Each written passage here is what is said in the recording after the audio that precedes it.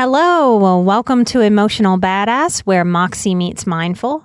I'm Nikki Eisenhower, your host, life coach, and psychotherapist. And on today's episode, I'm reintroducing myself and discussing healing, learning, and leaning into intuition.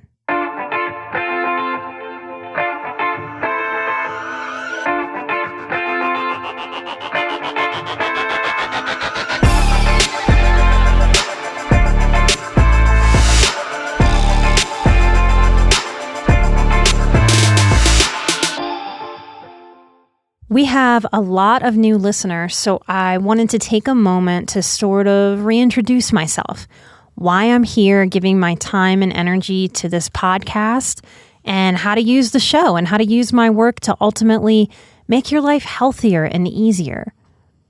I am Nikki, and in the room with me right now is my producer and new husband, Chris. Right now, as I record, he is in the technical chair as the expert that makes the show sound clear, bright, smooth for your listening pleasure. He adjusts levels. He gives me hand signals to speak up, to get louder, to speed up, to slow down, to wrap it up, to wait for the fire trucks that pass by. We live in the city. And then he edits the show. Professionally, I have been a psychotherapist and counselor since 2007.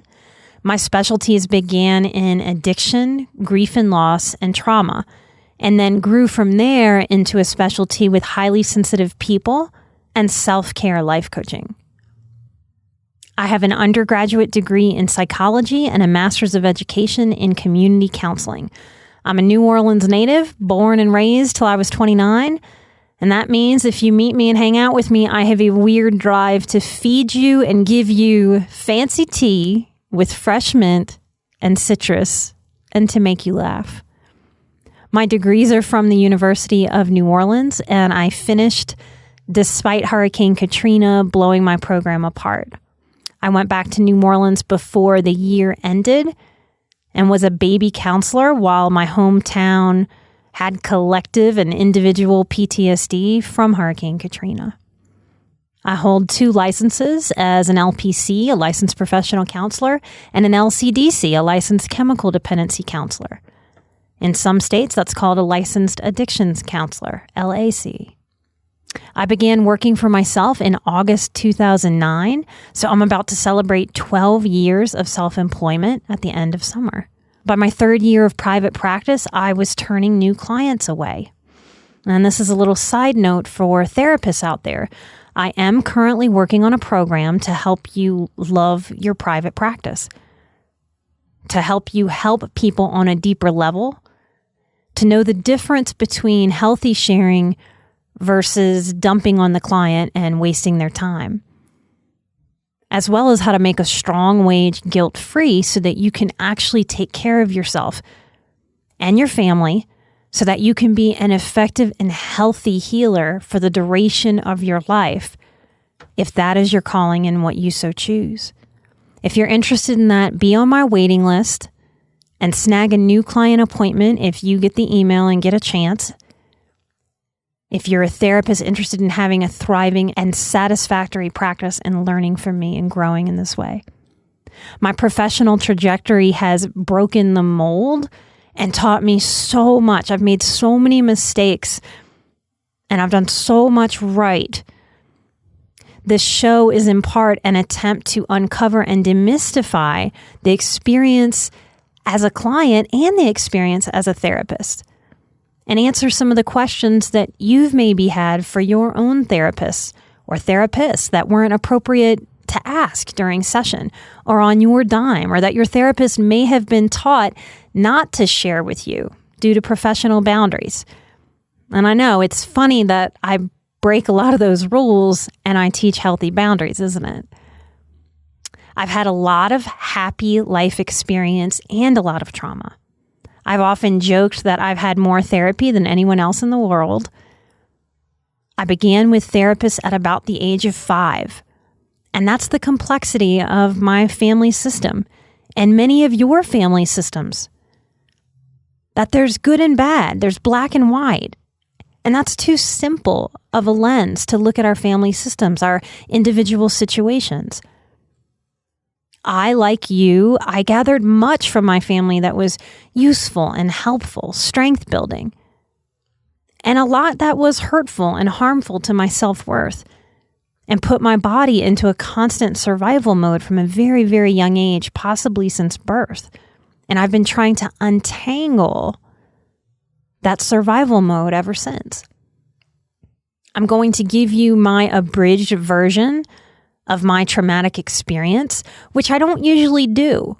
You get to know me if you listen to the show through bits and pieces. And some of that is by design because my story is a lot. And I know that that is true for many of you out there listening.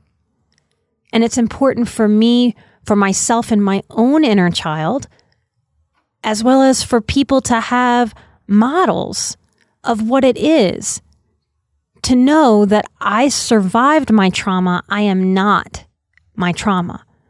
So when I share, I want you to know, whether you're an old listener or a new one, that I have done tremendous intentional healing. And I wouldn't be here talking to you about it if I hadn't. I don't believe a podcast or the internet, I don't believe those are very good places to work out our traumas. And that can backfire because when we do so, we are really raw. We're really exposed. We need safety and containment, especially in the beginning, early stages of our work. It's because of the safety and containment that I have had elsewhere other than on this microphone that helps me to show up, basically expose myself and my story here, and trust that where I am right now, that I can handle whatever weird stuff the internet might throw at me. I'm here to show you that tremendous healing is possible in your life no matter what your story. I'm also here to show you that I'm not perfectly healed because that's just not available to be perfectly anything. Rather, life invites us to lessen the load. I try to use every experience in my life, big and small, as an emotional strength training opportunity. I expect to continue to use the wisdom I've acquired so far to gain more every day of my life till I'm dead. That is the plight of a seeker, and I am most certainly a seeker in spirit. If my story ever feels too heavy for you, turn me off. In recovery, we learn that we don't have to just go along with things. Isn't that how a lot of abuse and neglect show up in our lives? Like a crappy festival ride you don't have the power to stop and get off of? Healing means that we can give ourselves what we need. Not just what's socially acceptable, not just what the other person will like, but what we ourselves truly need moment to moment. I want you to have what you need to heal and grow into the life of peace and fulfillment that you deserve, especially if you had a childhood full of pain. I mentioned boundaries a minute ago. I do teach a 6-week boundaries course every October. And yes, we just opened that up. So if you want to secure your spot, I will tell you at the end of the show how to do that with a coupon code that can give you the best price. In that course, I show you what you actually need to practice with repetition so that you can uncover and honor your true self, lessening anxiety, guilt, and shame, letting go of idealized perfectionism to advocate internally and externally for the life that you crave and might even be frightened to really hope for or invest in or move toward. Chris is my third and final husband. And let's be honest, it's hard to get to husband number 3 by 40 without coming from chaos, abuse, and neglect in family of origin. I joke that I'm an accidental expert in divorce. I'm sure many of you listening are accidental experts in things that you haven't wanted for yourself either. I have survived the abandonment of my biological father as a child, the tumultuous marriage and 7-year divorce of my parents, poverty, the remarriage of my sociopathic mother to a known pedophile that she let tuck in her 3 little girls at night, So yes, I'm acknowledging that I am a survivor of childhood sexual abuse, incest. And is there a harder word than incest? The more I say it, the more someone out there who's experienced it or is experiencing it right now feels a little less alien, a little less crazy, and a little closer to the truth that will ultimately free them. So yes, I am an incest survivor. The death of my functional parents, my grandparents, happened before I left high school, so before I was an adult. You hear me mention them a lot on the show. I grew up and put my step and then adoptive father, he adopted me at 14 after my biological father gave up his rights to get out of paying back child support. But I grew up and I pressed charges and put him in prison in my early 20s. And when that happened, my immediate and large extended family considered me the black sheep. They were very angry at me for making my siblings and my family go through public shame instead of going to an uncle that was a former New Orleans policeman to sort of handle it quietly like my family would have wanted. I chose total estrangement and no contact from all family for most of my adult years. I reconnected with my sisters when my dad was first released from prison for serving his first 10 years, after an 8-year stretch of absolutely no contact between siblings. Due to a mistake that those arresting precincts made many years ago, because each precinct, they want the statistics of bagging a pedophile. So because of this, there was a little fight over prosecuting my dad that violated our victims' rights, but I didn't have it together at the time to be able to go through a legal process to really press that. My dad was rearrested the very same day he was released from that 10-year stint on charges from a previous parish. Every other place other than Louisiana, that's called a county. A childhood friend of ours stepped forward to also press charges to help him serve more time. After about 3 years of trying with my siblings, I went no contact again, right at the time that we found out that he was getting out of prison for his second 10-year sentence after having only served 4 years. So he got out of prison 6 years early for good behavior, despite the judge saying no opportunity for early release. And just for your information, that is something that judges say to look good in the moment. They actually don't have the power to enforce that kind of sentence, which is a sad manipulation of the minds and feelings of victims just to make the judge look good in the moment. I'm not sure I've ever shared this on the show, but the biggest trauma of all for me was leaving a toxic relationship and losing a stepdaughter that I loved like my own for 8 years. I released Emotional Badass in 2018 with Chris's tremendous support and encouragement. We released the show after desperately trying to rally and pressure the sheriff's office, the parole board, after me, Chris, my very good friends, called about every government office that we could in Louisiana to try to put pressure and keep him in prison for that full sentence. I contacted news stations and newspapers and was told that the public really didn't want to hear those stories, even though the news had showed up when he was originally arrested. So that became an education to me about the way that news is curated. When we released Emotional Badass, I felt really raw. I felt defeated that my efforts hadn't kept him in prison. I felt re-silenced. When we released the show, I was hoping that we'd get about 20 downloads. That was the number I had in my head.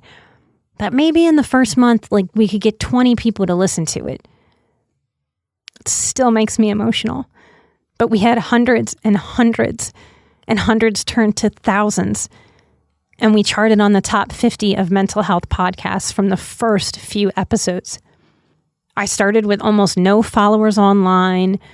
I was no social media influencer. I hadn't really done a lot on social media, just as many out there identify as an introvert. We're not naturally leaning into the social media if we're introverted. That was a very pivotal moment for me. When I realized what was happening with the show, I really felt this in every fiber of my being. It was as if the universe said, over here, Nikki, use your voice over here. You've done enough to protect the world from him. Let go. Lift up. This is what you can use your voice for. And here we are. We're in year 4 of Emotional Badass, where Moxie meets Mindful.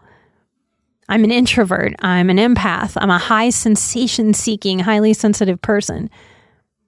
I'm someone who has had chronic PTSD most of my life that now I am proud to say I consider 90% in remission.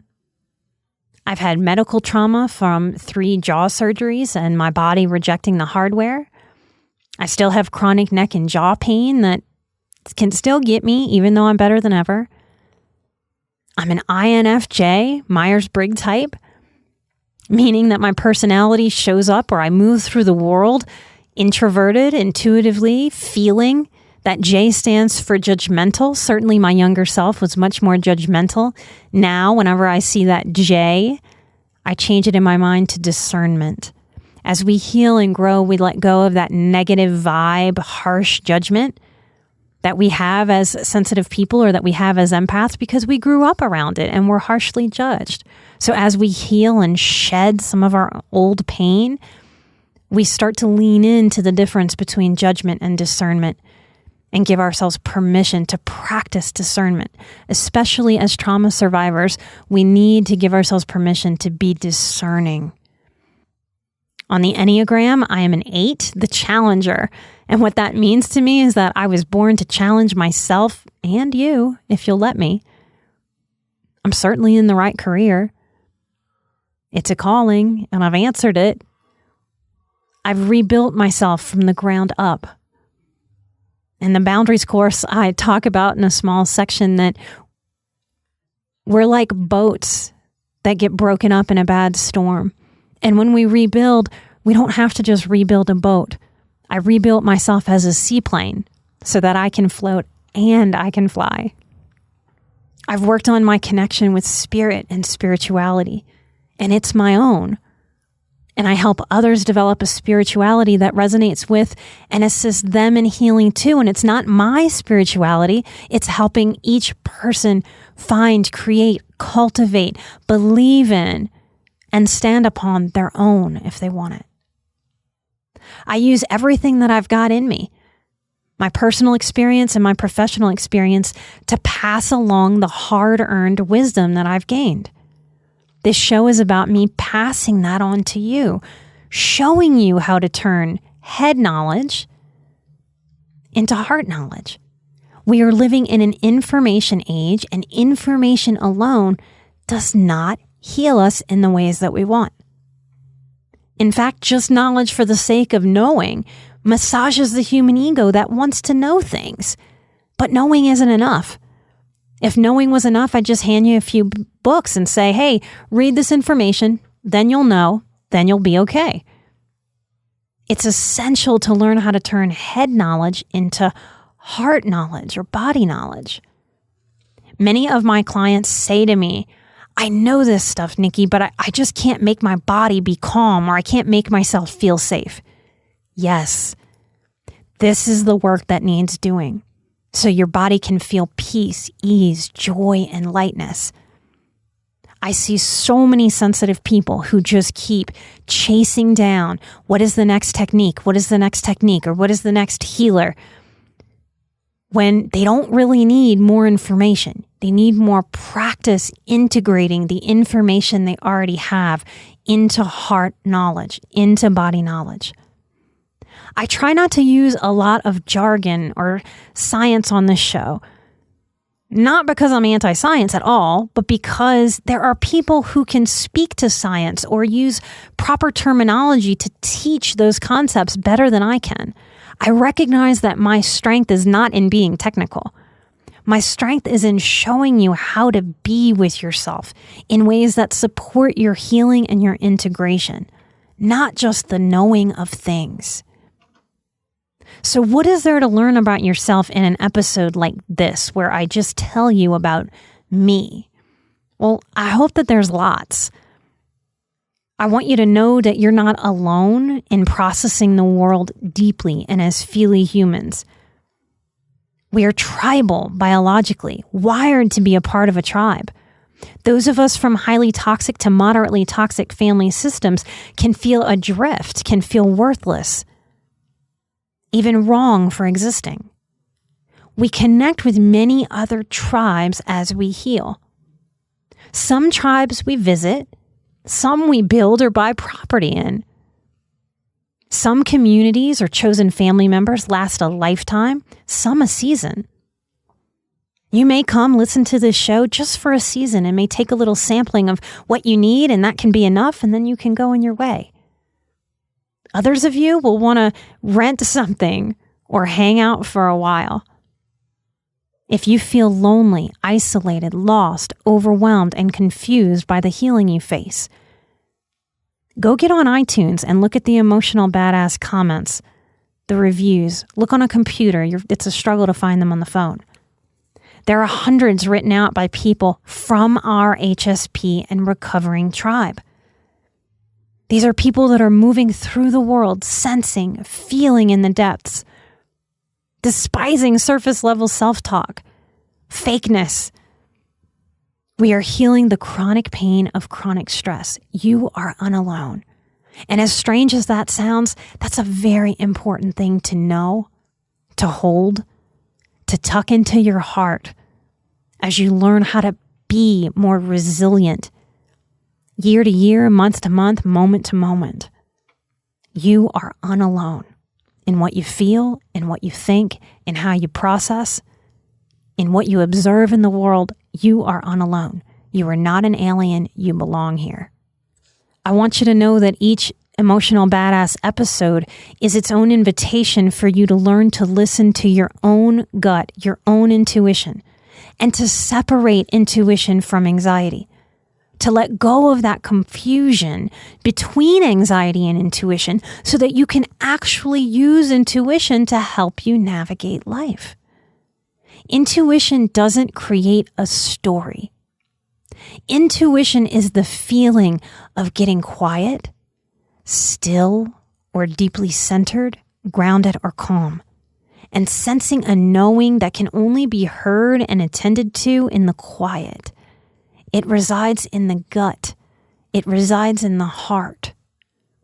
Survivors of trauma, chaos, and neglect in childhood had to push that intuitive knowing down, had to learn how to ignore it, because intuition was screaming, "Get out of there, leave, something is off." And as children, we could not effect such change. We could not take our little selves away from what was harmful. When my intuition felt that something was off with my personality disordered parents as a child, I had no choice but to shove that intuition way down. And when we do that, we learn how to go to the head and create stories. I would go to my head and I would create stories like, it's not that bad. It's not like they beat me every day. Or I hate how they punish me and it feels like a game. What's wrong here? What's wrong with me? What's wrong with them? Am I bad or are they bad? And what I accidentally was doing there, and what so many of you listening will resonate with, is that I was strengthening overthinking while learning to ignore my intuition. I was strengthening the freeze response because I couldn't make their bad vibes stop. I couldn't get in a car or effectively run away. So the best my little self could do was to overthink and learn to ignore intuition. This followed me and follows all of us into how we date, how we partner, how we befriend, how we show up overly loyal when it's best to move along, cut ties, let go. Healing is turning the radio of intuition back on, then fine-tuning the signal and the volume. As you listen to this episode today or any other episode of mine, I know that you feel something, a stirring, an intuitive nudge. that there's something here for you, or you wouldn't come back and listen again. It'd be a one and done kind of thing. That is an intuitive yes. That is an intuitive knowing of, ooh, I'm supposed to listen to this. There's something for me here. When you feel an intuitive yes, when I feel an intuitive yes, it's like all the chatter in the monkey mind gets quiet. When we're in anxiety, the chatter kicks up like wind before a big storm until we're totally lost in the story. We don't know what's real. We don't know what's imagined, because that's what we learned to do in childhood. So you have the opportunity to listen to Emotional Badass episodes and listen to your intuition, to get to know your intuition and separate by differentiating anxiety from intuition. An intuitive no may come up for you too as you listen to my episodes, and that's okay. You don't have to fully be aligned with someone to learn from them or to grow from them. In fact, quite the opposite. I want you to disagree with me on some things. It is not, how can I say this fairly? I would say that it's not wise to just buy into what someone like me is saying. What's wise is to listen and check it out with your gut and trust that when your gut says, yeah, this is right, you can go into that. When your gut goes, something's not right here, to learn how to listen to that too. An intuitive no feels like an exhale sitting back into a chair. It's a settling.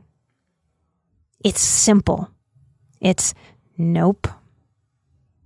Here's a good example. If I share with you, as I have done on some episodes, that I have attended nudist activities as a way to accept my body, to get comfortable with others' bodies, to have a different experience with naked bodies without touch. If the second that I said nudist or nudity, something in you went, nope, not for me, and you sort of sank into the back of your chair, then that's probably an intuitive no. That's accurately saying that's not for me. If your no sounds or feels like no, and a story kicks up about why that's crazy or dangerous or weird or out of control, or you feel a lot of judgment kick up, well, then that's anxiety about the possibility of going nude with others around. If you stick with this kind of learning, you'll one day be able to just hear that solid no, not for me, while grounded, calm, and centered. You don't need a big giant story to be able to say no. An anxious no feels like sitting on the edge of your chair, leg tapping. When we do this work, we learn how to get clearer with ourselves on what's a yes and what's a no. And that's where we start to retain more energy, because you are out there tired from overthinking, confused about the difference between thinking wisely and thinking yourself in circles. This is why learning the difference between intuition and anxiety is so useful for highly sensitive people who are working to better their mental health. Because as a tribe, we are just so tired. Our nervous systems observe way more than the average person. And if we add to that process more and more deeply, then we have good reason to be legitimately tired. It's a life changer for a highly sensitive person to learn how to think versus overthink. And we get there by learning the difference between anxiety and intuition. Ultimately, in my work with people, I am working with the bigger picture goal of you having more energy with less angst. I believe you and all of us deserve that kind of peace. What I also want you to know about the show is that there's a lot in the modern world right now that is inviting and encouraging victim mentality. And if you have before in your life or are currently being wooed online by teachers, by advocates, by rhetoric or propaganda that positions you as a victim, you will ultimately hate my show and hate my work and everything I stand for. I accept that those messages are extremely seductive for the human ego, and that many people will get lost in victim mentality and give their life to it. It's very popular right now. Others will visit victim mentality and realize it's not a great place to be. Not a lot happens there. There's a lot of bitterness. There's a lot of toxicity. The ego loves victim mentality. Just like the body can get addicted to heroin, the ego can get addicted to victim mentality. I'm here for those of you who have insight and an intuitive knowing that walking that victim path will be tragic long term.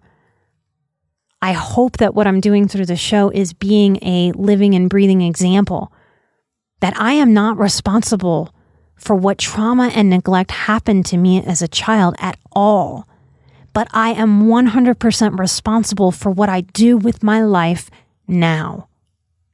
Victim mentality is disempowered.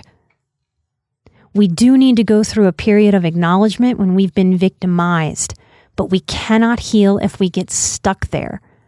We cannot buy property in the victimhood, y'all. It's a shitty place to live. I do this show to show you, not to tell you, because anyone can tell you anything. I want to show you that healing is possible. And I want you to test that out with your gut and do the things that resonate with you. We first learn to read other people because we see outwardly. So some of you may be using the show to read me to see if my authenticity tracks, to see if you catch me in any kind of bullshit, to test out your system about who or what you can trust. That's okay. I'm perfectly fine being used in such a way. We first see outwardly. Our eyeballs look outward. It's natural to first look to a mother and a father to learn how to be in this world. Those of us who didn't have a lot of healthiness to look to crave such teachers and teachings. My promise to this audience and to everyone is to honor my authentic self to the best of my ability. This is a promise to me.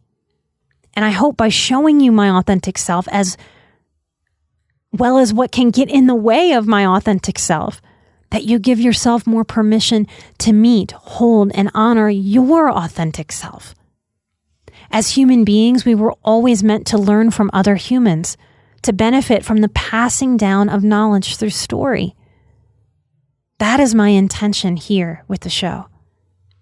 When I share an episode, it's because I feel called. Each of you will pick up something a bit different that you wanted or needed from each episode. I ask you to be open to that as a process, as an exercise. That you can take what works for you and leave the rest, not just for me, an emotional badass, but for everything that crosses your path in this world. As a child, we could not make choices in our best interest. To me, this is what adulting after childhood trauma and chaos is. It's taking our God-given or universe-given power back and learning to act with empowerment, taking our self-care, our self-love to the next level. I want to thank you for being here. Listeners who have been here since the beginning, thank you so much. It is an honor that you continue to listen. New listeners, thank you for giving me a chance. Thank you for opening up to the possibility of what I'm offering, that no matter what you have been through in your history, you don't have to stay in survival mode. Grounded peace is available to all of us. If you would like to see me in video format, I want to invite you to come join me at patreon.com/emotionalbadass. Every month I do a video live stream on a different topic. The very next topic is elephant in the room. And that is a term used to describe something obvious that goes unspoken. So it's as if people are sipping tea with an actual elephant in the room, but pretending it's not there. Dysfunction teaches us the insanity of ignoring the elephant in any room. Often the elephant is a drug problem. It's violence and or sexual abuse in the family. It's a spending or a hoarding issue. It's ignoring or dismissing depression or pain. Often in a dysfunctional family, the person who stands up and points, exclaiming, "There's an elephant in the room and it's taking a shit," becomes what we call the scapegoat. If you're interested in this as a topic, come join Patreon and ask away. You can ask anything about your own story, anything about my story and what I've shared, anything about how mental health works, anything that you want to ask around this topic. When you sign on to Patreon, you'll also get immediate access to every other live stream that is archived and waiting for you that we have done every single month the last few years. You'll also immediately gain access to about almost 40 exclusive episodes that are not on the live feed, that are there for you exclusively on Patreon. I want to thank you for the willingness to grow, the courage to see yourself. I truly believe that highly sensitive people are changing the world, and we do that one person at a time, starting with ourselves. When we do so, we subconsciously give other people permission in the world to work on themselves and to change. Highly sensitive people, when I work with y'all individually, I often say to you, we are reluctant leaders. We are the person in the room that won't elbow to get to the front. So we often don't see ourselves as natural leaders, but we really have the qualities that it takes to lead, to guide, to step up to the mic. Thank you for being willing to explore how you might be a reluctant leader and how you might step into more leadership for yourself personally and or professionally and in your human worlds. If you join Patreon and you want to do the Boundaries course, make sure you find the pinned code that will get you the best discount. We always give the best discounts to our Patreon supporters of the show. If you don't want to participate in Patreon and you still want to sign up for the Boundaries course, use the code EARLYBIRD21 to get a significant discount off of payment in full, or choose a very affordable payment plan. I'm an emotional badass, you're an emotional badass, and together we are where Moxie meets mindful. Light and love, and I will see you right here next time. Bye-bye.